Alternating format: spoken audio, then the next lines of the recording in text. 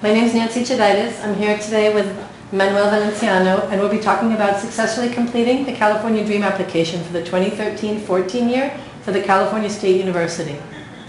We're going to be talking about a lot of things, but the most important thing is that you submit your application by March 2nd.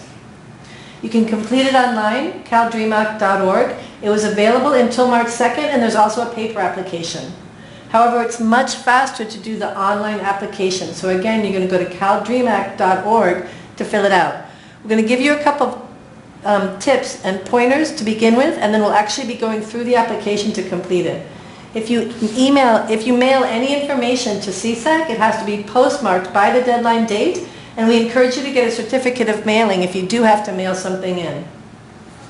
When you're looking at the DREAM application, they'll first be determining you should be doing the DREAM application or the FAFSA, and then they're going to ask these kinds of questions about students, student income, dependency information, household size, and the last very part, an important part, is the confirmation page. Who can fill out the DREAM application? You have to be an AB 540 student to fill it out, or a U visa holder. AB 540 students at the CSU means that you actually have to be classified by the university as an AB 540 student. It means you have 3 years of high school, graduated from a California high school, turned in your non-resident tuition exemption affidavit, and actually received confirmation from the CSU that you've been classified as an AB 540 student.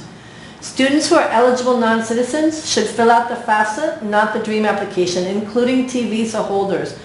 Also, for students who recently got their Social Security number through the DACA, they should still be filling out the DREAM application, not the FAFSA application. In terms of when you fill out your citizenship status for the DREAM app, you need to pick the third one, which is I am not a citizen or eligible non-citizen.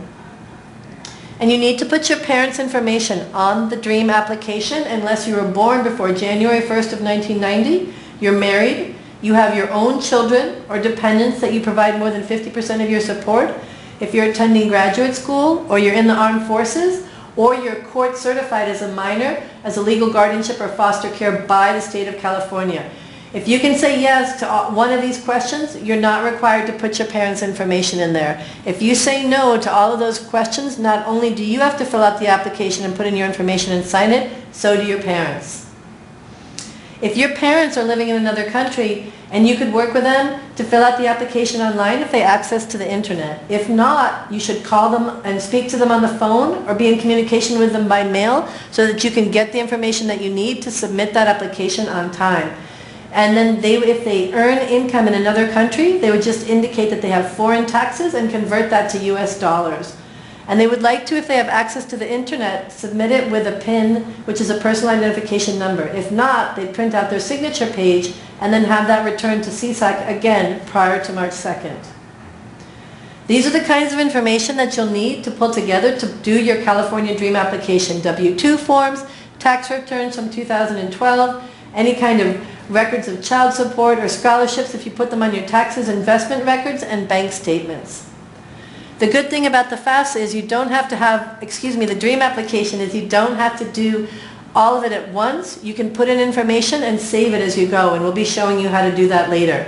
For people who have not filled out their taxes yet, you're not required to do your taxes by the March 2nd deadline. You can just say that you will file, indicate what the estimated information is, and then after you do your taxes, go back and complete that from will file to already filed, and input the numbers from the actual 1040 form. If you're also trying to apply for the Cal Grant, and this is really important for students who are coming in as transfer students or coming in as high school students, not only do you want to submit the California DREAM application by March 2nd, you also want to submit a non-SSN Cal Grant GPA verification form by March 2nd. And you can get that at the Cal Grant website, which is csac.ca.gov,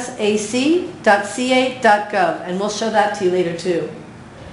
Also, for men who are between the ages of 18 and 25, they must register with Selective Service in order to meet the eligibility requirements to receive the grant. So you can register at the U.S. Post Office, mailing in a registration postcard. And then if you're over 26, you should contact the Selective Service to see the kind of proof you need to show.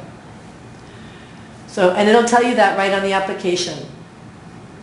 In terms of successfully submitting your application, you are going to use a user ID and password instead of your personal identification number. For those of you who did it last year, you won't be using a student PIN anymore. But the parent will still add their parent signature and create a parent PIN. We'll be showing you how. But you should make sure that you use the confirmation tab at the end of the application to confirm that you actually have a parent's, all the information required that you need to put in.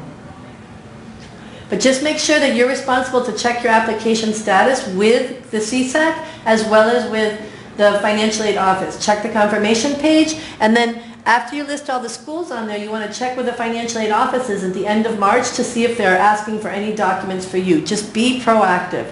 So now we'll actually be transitioning, and we're going to be doing the filling out the application as we go.